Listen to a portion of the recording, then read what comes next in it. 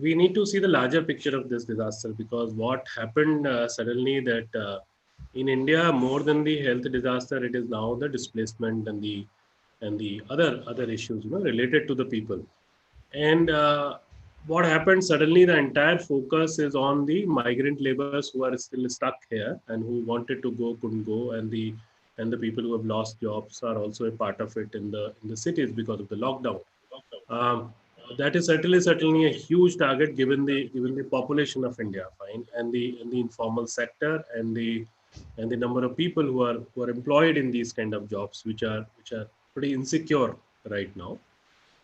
We are also saying that if we divide the population in three parts, one is the people in the cities who are jobless right now because of the lockdown, and also it will take its own time to come back to the normal.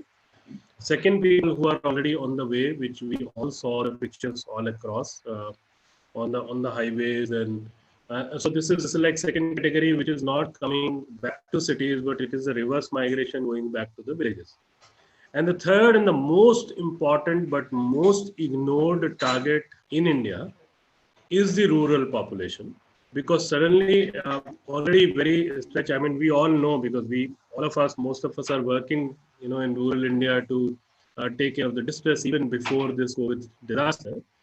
Suddenly, you see that that third target, which is the village India, which is the larger population of India, has more people and less resources, because they are also under the lockdown. So already the resources were stressed, and suddenly, because there's no daily income, even for those people, plus these lakhs and lakhs of thousands, hundreds and thousands of people who have gone there, have also added in that population.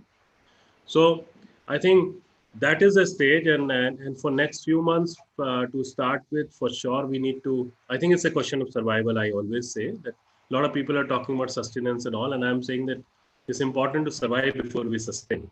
So we have to get together to take care of the hunger part right now, and the delivery part of food material, and also as Goonj, what we are trying to do.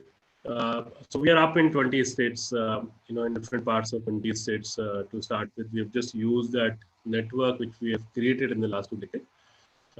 We are trying to do as much as possible in the cities, right from literally cooking meals to supporting kitchens to getting the ration kit, but also very in a very large scale we are focusing on rural India, um, uh, including the procurement from the local farmers.